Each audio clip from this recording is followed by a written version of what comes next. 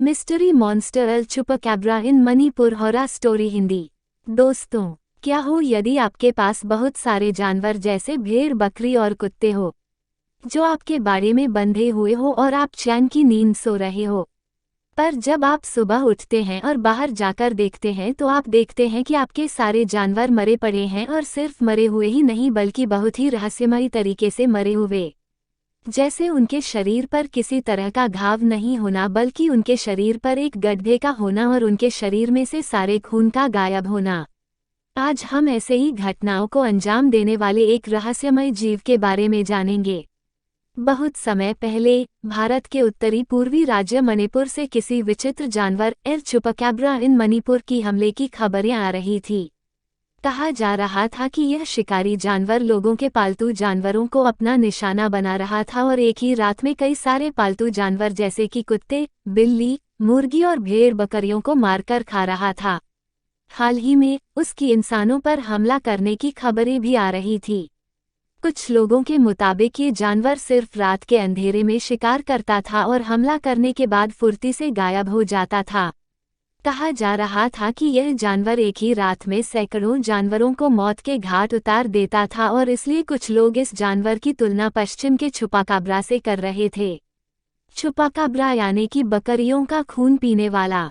90 के दशक में किस जानवर की दहशत पूरे अमेरिका और साउथ अमेरिका में फैल चुकी थी। चुपाकाब्रा नामक ये जानवर रातों रात सैकड़ों जानवरों को मारकर उनका खून पी जाता था। गवाहों के मुताबिक चुपाकाब्रा 3 से 4 फीट ऊंचा एक जानवर था जिसके शरीर पर बाल नहीं थे और इसकी त्वचा खुरदरी थी। इसके चेहरे पर 2 बड़ी बड़ी आंखें थी जो रात के वक्त लाल या पीले रंग से चमकने लगती थी, और इसके जबड़े में कई नुकीले दांत थे जिनकी मदद से यह अपने शिकार को दबोच लेता था और अपने नुकीले दांतों से बने गड्ढों से अपने शिकार का सारा खून पी जाता था। इसलिए चुपाकाब्रा से बने शिकारों के शरीर में खून की एक बूंद तक नहीं मिलती थी।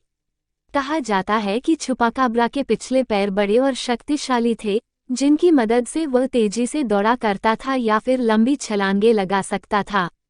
पूरे अमेरिका में कई लोगों ने चुपाकाब्रा को देखे जाने का दावा किया था और करीबन 25 सालों तक ये जीव चर्चा का विषय बना रहा।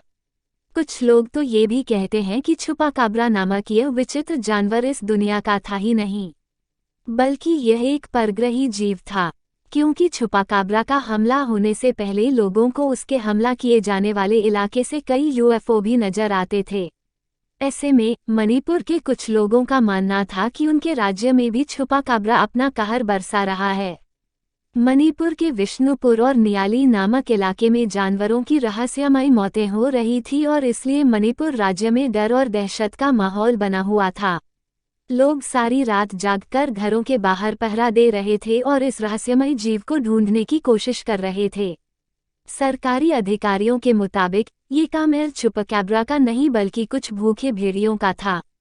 दोस्तों, तो आपको क्या लगता है कि क्या यह एल चुपाकाब्रा भारत में पहुंच चुका था या नहीं? इसका जवाब मुझे कमेंट कर बताएं।